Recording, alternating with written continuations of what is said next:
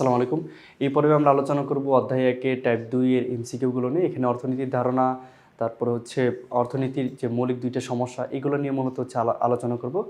তো এখানে আমরা যদি প্রথমেই এমসিকিউটা যদি লক্ষ্য করি, তাহলে দেখতে পারি এখানে বলা হয়েছে, কোন অর্থনীতিবিদ অর্থনীতিকে উৎপাদন ও বন্টনের বিজ্ঞান বলে মনে করেন? এটা হচ্ছে সঠিক উত্তর হচ্ছে ডেভিড রিকার্ডো। তো উনি ছাড়াও আরও বেশ কয়েকজন হচ্ছে মানে অর্থনীতিকে উৎপাদন ও বন্টনের বিজ্ঞান বলে মনে করছেন। তার মধ্যে আছেন অ্যাডাম স্মিথ, উনিও কী করছেন, এই সেম কথাটাই বলছেন। তো এছাড়াও আরেকজন আছে। তো এগুলো হচ্ছে মনে রাখবেন, শুধুমাত্র ডেভিড রিকার্ডো না, এটা হচ্ছে বহুপদী দিয়ে আসতে পারে। অ্যাডাম স্মিথ বা আরও অন্যান্য অর্থনীতিবিদ যারা আছে এদের নাম দিয়ে আসতে পারে। তো এটা অবশ্যই মনে রাখার চেষ্টা করবেন, খুবই গুরুত্বপূর্ণ এটা। তারপর হচ্ছে দ্রব্যমূল্য দ্রুত বেড়ে যাওয়ার নাম কি? তো এটা হচ্ছে এখানে অপশন দেওয়া আছে স্থবিরতা মানে স্থির হয়ে থাকা, মুদ্রা সংকোচন তার মানে কি মুদ্রা মানে মানে হয়ে যাওয়া মানে মুদ্রার মান কমে যাওয়া, তারপর হচ্ছে পণ্য সংকট। কিন্তু সঠিক উত্তর কি? মূল্যস্ফীতি। স্ফীতি মানে ফুলে ওঠা, আর এখানে বেড়ে যাওয়া। তো আমরা জানি মূল্যস্ফীতি মানে হচ্ছে জিনিসপত্রের দাম বেড়ে যাওয়া। তো সঠিক উত্তর হচ্ছে মূল্যস্ফীতি। দ্রব্যমূল্য বেড়ে যাওয়ার নামই হচ্ছে মূল্যস্ফীতি। প্রতিটি কাজের জন্য কোনটি গুরুত্বপূর্ণ ভূমিকা পালন করে? সুযোগ ব্যয়, আয়, উৎপাদন এবং হচ্ছে প্রণোদনা। প্রণোদনাকে আমরা বলতে পারি হচ্ছে গিফট। তো আমরা জানি, আমরা যদি কোনো কাজে যদি কেউ যদি আমাদের গিফট দেয়, যে ভালো পড়াশোনা করলে এটা দিব বা এই কাজ করলে এটা দিব, এটা গিফট দেওয়ার একটা মানে যদি কেউ এটা বলে যে দিব বা দেয়, তাহলে কি হয়? আমরা ওই কাজের জন্য আরও বেশি গুরুত্বপূর্ণ ভূমিকা রাখি, আমরা ওই কাজটা করতে আরও বেশি উৎসাহ পাই। যার কারণে বলা হচ্ছে প্রতিটি কাজের জন্য কোনটি গুরুত্বপূর্ণ ভূমিকা রাখে? সঠিক উত্তর হচ্ছে প্রণোদনা। তারপর হচ্ছে নিচের আমরা একটা চিত্র দেখতে পাচ্ছি, যেখানে এক সাইডে দেওয়া হচ্ছে দ্রব্য বাজার, এক সাইডে পরিবার এবং হচ্ছে উপকরণ বাজার। এটা হচ্ছে আয়ের যে বৃত্তাকার প্রবাহ আছে বা 2টি বা 4টি খাত আছে, এখান থেকে প্রশ্ন করা হয়েছে। তো এই প্রশ্নবোধক চিহ্নিত স্থানে কোনটি বলবে? তো আমরা জানি হচ্ছে এই চিত্রটা কিন্তু আপনাদের মুখস্থ থাকতে হবে। আমি শুধুমাত্র এখানে একটা প্রশ্নবোধক চিহ্ন দিচ্ছি, এখানেও দিতে পারে বা এখানেও দিতে পারে বা এখানেও দিতে পারে। আর বইয়ে এই চিত্রটা ব্যাপক আকারে দেওয়া আছে। তো যে কোনো এক জায়গায় দরকার মনে করেন না দিয়ে প্রশ্নবোধক চিহ্ন একটা কোয়েশ্চেন মার্ক বসায় দিল। তো এই কারণে এই যতগুলো হচ্ছে এই চিত্রটা আছে, এটা অবশ্যই মুখস্থ রাখতে হবে। তো এখানে দেওয়া আছে কি? দ্রব্য বাজার, পরিবার, উপকরণ বাজার ইত্যাদি দেওয়া আছে। তো মূলত প্রশ্ন স্থানে বসবে হচ্ছে কি? ফার্ম। সঠিক উত্তর হচ্ছে ফার্ম হবে, ঠিক আছে। তারপর হচ্ছে উদ্দীপকে পরিবার সমূহ কি করে? উৎপাদনের উপকরণ বিক্রি করে, দ্রব্য সেবা ক্রয় করে, খাজনা ও মজুরি ক্রয় করে। দেখেন, উৎপাদনীয় উপকরণ বিক্রি করে। উৎপাদনীয় উপকরণ কি কি আছে আমরা জানি। উৎপাদনীয় উপকরণ হচ্ছে 4টি: ভূমি, শ্রম, মূলধন, সংগঠন। তারা কি করে? এই উৎপাদনীয় উপকরণ সমূহ বিক্রি করে। যার কারণে আমরা বলতে পারি এইটা সঠিক উত্তর। তার হচ্ছে দ্রব্য সেবা ক্রয় করে। তো এইটাও সঠিক। দ্রব্য সেবা কি করে? তারা ক্রয় করে, কারণ তারা তো কোনো না কোনো হচ্ছে জিনিস কিনে খাইতে হয়, তার তো আর স্বয়ংসম্পূর্ণ না। যার কারণে বলা হচ্ছে দ্রব্য সেবা ক্রয় করে। খাজনা ও মজুরি আয় করে। তো দেখেন, বিভিন্ন উপকরণ তারা বিক্রি করে। তো বিভিন্ন উপকরণ যে বিক্রি করে, তার মধ্যে কি আছে? ভূমি, শ্রম ইত্যাদি ইত্যাদি আছে। তো আমরা জানি ভূমি থেকে আমরা যে উপকরণ আয় করি, সেটাকে আমরা কি বলি? সেটাকে আমরা বলি হচ্ছে খাজনা। ঠিক একইভাবে এখানে দেওয়া হচ্ছে মজুরি। মজুরি আমরা কোন কোন জায়গা থেকে পাই? এটা পাই হচ্ছে আমরা শ্রম থেকে। শ্রম থেকে কি পাই? শ্রম থেকে আমরা মজুরি পাই। তার মানে আমরা এইখান থেকে 3টা অপশন থেকে বিশ্লেষণ করলে বুঝতে পারি যে এখানে সঠিক উত্তর হচ্ছে 3টাই, ঠিক আছে। দেখেন, এই অধ্যায় থেকে কিন্তু আপনার ওই মুখস্থ করার চান্সটা খুবই কম। তো আপনারা বুঝে বুঝে উত্তর দিবেন এইভাবে, ঠিক আছে, যে আদতেও এগুলা করা সম্ভব কিনা। তারপর হচ্ছে অর্থনৈতিক সমস্যা সৃষ্টির মূল কারণ কোনটি? নির্বাচন সমস্যা, সম্পদের সীমাবদ্ধতা, সম্পদের প্রাচুর্যতা, অসীম অভাব।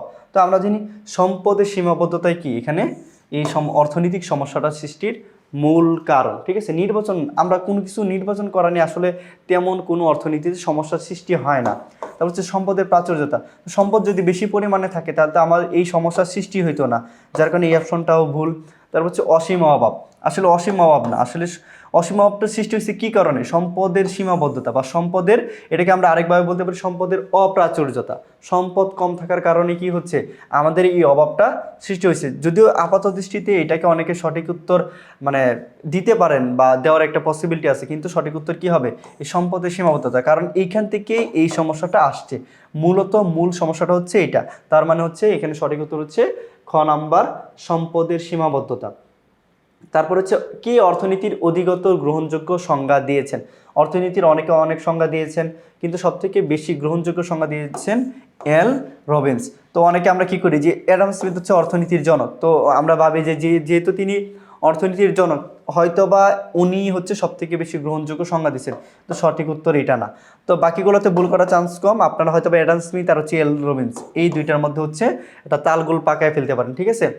আর অ্যাডাম স্মিথ কেন হচ্ছে অর্থনীতির জনক হচ্ছে, কারণ তিনি যে তার যে বই প্রকাশ করছিল ওই বইয়ের মধ্যে অর্থনীতির বিষয়গুলো খুব সুন্দর করে উপস্থাপন করা ছিল, যার কারণে তিনি মূলত অর্থনীতির জনক হিসেবে পরিচিত বা স্বীকৃতি লাভ করছেন। কিন্তু সংজ্ঞার দিক থেকে হচ্ছে এল রবিন্স সব থেকে বেশি গ্রহণযোগ্য সংজ্ঞা প্রদান করেছে।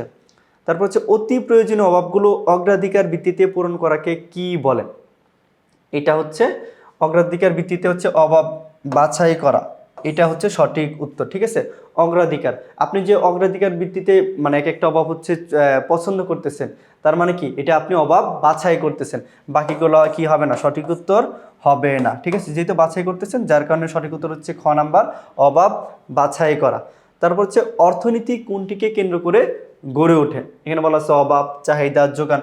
অর্থনীতি মূলত হচ্ছে সম্পদকে কেন্দ্র করে গড়ে ওঠে, কারণ সম্পদকে কেন্দ্র করে অভাবের সৃষ্টি হয়, সম্পদকে কেন্দ্র করে আমরা বিভিন্ন কিছু উৎপাদন করি, মানে ইত্যাদি ইত্যাদি আরও অনেক কাজ করি, যার কারণে আমরা বলতে পারি অর্থনীতি হচ্ছে মূলত সম্পদকে কেন্দ্র করে তারপর গড়ে ওঠে।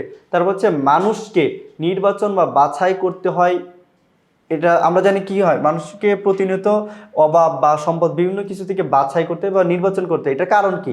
এটা কারণ হচ্ছে অসীম অভাব। হ্যাঁ, অসীম অভাব থাকার কারণে কি হয়, আপনার বাছাই করতে দেন, আপনার অনেকগুলো অভাব আছে, ধরেন আপনার মোবাইল ফোনের একটা অভাব আছে, আপনার জামা কাপড়ের অভাব আছে, তো আমরা কি করি, এই অসীম অভাব থেকে আপনার যেটা খুব বেশি প্রয়োজন সেটা আমরা বাছাই করি। তারপর হচ্ছে সম্পদ সীমিত।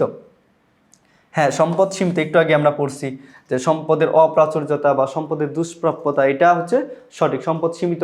এই কারণে কি করতে হয়, আমাদের মানুষকে নির্বাচন বা বাছাই করতে হয়। তারপর হচ্ছে সম্পদের দুষ্প্রাপ্যতা, এটা দুষ্প্রাপ্যতা মানে হচ্ছে অপ্রাচুর্যতা। তো আমরা জানি হচ্ছে সম্পদ কম থাকার কারণে আমরা কি করতেছি, এই নির্বাচন বা বাছাই জিনিসটা করতেছি, তার কারণে আমরা এখানে বলতে পারি সঠিক উত্তর তিনটাই, 1, 2 ও 3, 1, 2 ও 3 হচ্ছে সঠিক উত্তর।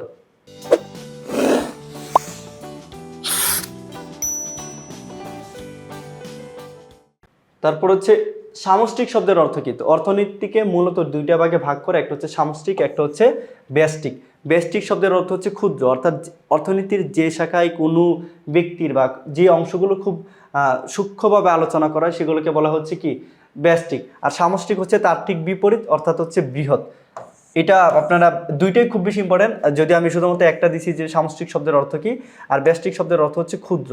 যখন ব্যষ্টিক শব্দ আসবে তখন এটি কি হবে, সঠিক উত্তর হবে এই ক্ষুদ্র।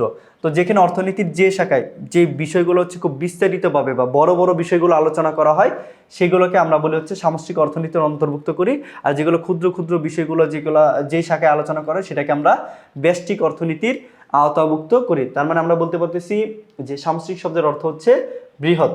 অর্থনৈতিক সমস্যার ক্ষেত্রে তুমি যেটি সমর্থন করবে, আমরা কি সমর্থন করব, দুষ্প্রাপ্যতা, তারপর হচ্ছে অসীম অভাব, তারপর হচ্ছে কি চাহিদা। এখানে বলা হচ্ছে অর্থনৈতিক সমস্যা, দেখেন এর সমস্যা কোনটা, দুষ্প্রাপ্যতা, তার মানে কি সম্পদ কম থাকায় হচ্ছে দুষ্প্রাপ্যতা, বা প্রয়োজনের তুলনায় কম থাকায় হচ্ছে দুষ্প্রাপ্যতা, তার মানে কি প্রয়োজনের তুলনায় কম আছে, তার মানে কি এটা একটা অর্থনৈতিক সমস্যা। আমাকে বলা হয়েছে প্রশ্নে অর্থনৈতিক সমস্যার ক্ষেত্রে তুমি যেটিকে সমর্থন করবে। তারপর হচ্ছে অসীম অভাব, তো অভাব একটা সমস্যা, দুষ্প্রাপ্যতা একটা সমস্যা, তার মানে 1, 2 সঠিক। তো চাহিদা কিন্তু কোনো সমস্যা না, চাহিদা কি কোনো সমস্যা না, যার কারণে সঠিক উত্তর হচ্ছে কি 1, 2, অর্থাৎ ক নাম্বারটি হচ্ছে সঠিক উত্তর। তারপর হচ্ছে অর্থনীতির জনক কে ছিলেন? তো এটা আমরা সবাই জানি যে অ্যাডাম স্মিথ হচ্ছে অর্থনীতির জনক। তারপর হচ্ছে অর্থনীতিকে সম্পদের বিজ্ঞান বলেছেন কে? অর্থনীতিকে সম্পদের বিজ্ঞান বলেছেন কে? একটু আগে আমরা এটা পড়ছি, এরিস্টটল, অ্যাডাম স্মিথ, মার্শাল, এল রবিন্স। দেখেন আগেরটাও বোর্ড কোয়েশ্চেন ছিল, এটাও বোর্ড কোয়েশ্চেন। আগেরটাতে ছিল ডেভিড রিকার্দো দিয়ে হচ্ছে অপশনে ছিল, কিন্তু অ্যাডাম স্মিথ ছিল না। কিন্তু সঠিক উত্তর আমি আগে বলছি যে এখানে টোটাল হচ্ছে 3 জন অর্থনীতিবিদ এই অর্থনীতিকে সম্পদের বিজ্ঞান বলে আখ্যায়িত করেছেন, যার মধ্যে ডেভিড রিকার্দো, অ্যাডাম স্মিথ দুইজনই আছে, ঠিক আছে।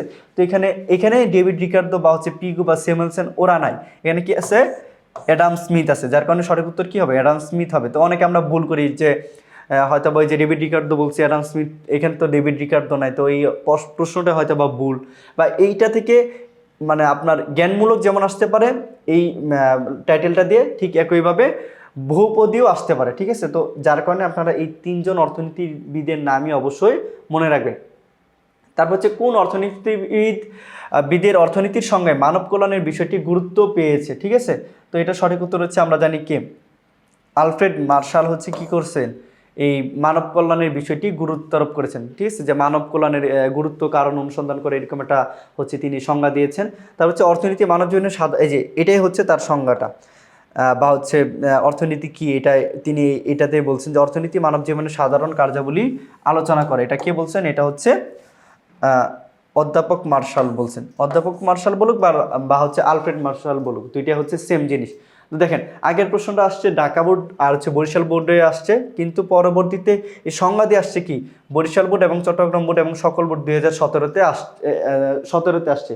তার মানে কি এটা ঘুরে প্যাচে হচ্ছে আপনাদেরকে দিতে পারে, কিন্তু আপনাদের কি করতে হবে, এটা সুন্দর করে মনে রাখতে হবে। তারপর হচ্ছে অধ্যাপক মার্শালের মতে অর্থনীতির মূল উদ্দেশ্য কি, এটাও বোর্ড কোয়েশ্চেন আসছে। তো এখানে হচ্ছে কি এই যে মানব কল্যাণ সাধন করা, একটু আগে যেটা আমরা পড়লাম, তার মানে সঠিক উত্তর হচ্ছে কি খ নাম্বার মানব কল্যাণ সাধন। অর্থনীতির 10টি মৌলিক নীতির কথা কি বলছেন, এটা বহুবার বোর্ডে আসছে, যে গ্রেগরি ম্যানকিউ তিনি হচ্ছে কি করছেন অর্থনীতির মূল 10টা কথা বা 10টা নীতির কথা উল্লেখ করছেন, যেখানে কি কি অন্তর্ভুক্ত আছে, মানুষ প্রণোদনায় সাড়া দেয়, তারপর হচ্ছে সুযোগ ব্যয় ইত্যাদি ইত্যাদি আরও অনেক মূল কথাগুলো এখানে উল্লেখ করছেন। তো মূলত অর্থনীতির 10টা নীতি কে বলছেন, গ্রেগরি ম্যানকিউ। তারপর হচ্ছে অর্থনীতির ভাষায় মানুষ সাধারণত কোন পর্যায়ে চিন্তা করে। দেখেন মানুষ আসলে কোনো কিছু করতে গেলে শুরুতেই কোনো কিছু চিন্তা করে না, মানে হচ্ছে প্রারম্ভিক পর্যায়ে কোনো কিছু চিন্তা করে না, মাধ্যমিক পর্যায়েও চিন্তা করে না, বা বৃহৎ কোনো পর্যায়েও চিন্তা করে না। প্রান্তিক শব্দের অর্থ হচ্ছে সর্বশেষ।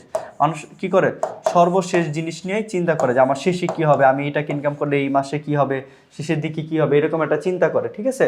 তো মূলত অর্থনীতির ভাষায় মানুষ সাধারণত কোন পর্যায়ে চিন্তা করে, প্রান্তিক পর্যায়ে চিন্তা করে। অর্থনীতির মৌলিক নীতি কয়টি, মৌলিক নীতি হচ্ছে 10টি, এবং এই 10টি নীতি হচ্ছে কে করেছেন, কে তৈরি করেছেন বা উত্থাপন করেছেন, গ্রেগরি ম্যানকিউ। তারপর হচ্ছে সরকার যখন অতিমাত্রায় মুদ্রা ছাপায় তখন দ্রব্যমূল্য বেড়ে যায়, কারণ অতিমাত্রায় মুদ্রা ছাপায় দ্রব্যমূল্য বেড়ে যাওয়ার নাম হচ্ছে মূল্যস্ফীতি বা মুদ্রাস্ফীতি। তো বলা হচ্ছে ক নম্বর অপশনে বলা আছে জনগণের হাতে নগদ অর্থ বেড়ে যায়। তো মূল্যস্ফীতি থাকা মানে হচ্ছে মানুষের হাতে টাকার পরিমাণ অনেক বেড়ে যাওয়া, তো এটাও সঠিক। ব্যাংকের ঋণ দান ক্ষমতা কমে যায়, তারপর হচ্ছে জনগণের ক্রয় ক্ষমতা বেড়ে যায়। দেখেন জনগণের ক্রয় ক্ষমতা কি হয়, বেড়ে যায়। তো মূলত এই দুইটা কারণে কি হয়, দ্রব্যমূল্য বেড়ে যায়। তো মানুষের হাতেও টাকা অনেক বেশি চলে আসে, আর টাকা বেশি থাকলে মানুষ দেখবেন যে কোনো জিনিস খুব, ওর কাছে টাকা কোনো বিষয় না, যার কারণে জিনিসপত্র হচ্ছে খুব বেশি, মানে বা নিজের পছন্দের বাইরে অনেক কিছু কিনতে থাকে বেশি দামে। তো যার কারণে কি হয়, দ্রব্যমূল্য বেড়ে যায় আর জনগণের ক্রয় ক্ষমতা বেড়ে যায়। মানে টাকা আপনার কাছে বেশি আছে মানেই হচ্ছে কি আপনার ক্রয় ক্ষমতা বেড়ে গেছে, যার কারণে বলা যাচ্ছে সঠিক উত্তর হচ্ছে 1 ও 3, গ নাম্বারটি হচ্ছে সঠিক উত্তর। তারপর হচ্ছে মুদ্রাস্ফীতি ও বেকারত্বের মধ্যে কীরূপ সম্পর্ক থাকে, এটা অনেকবার বোর্ডে আসছে, এটা হচ্ছে বিপরীতমুখী সম্পর্ক থাকে। মুদ্রাস্ফীতি হচ্ছে কোনো জিনিসের দাম বেড়ে যাওয়া, আর বেকারত্ব কি, এখন দেখেন কোনো জিনিসের দাম বাড়তেছে তখন কি হয়, বেকারত্ব কমে।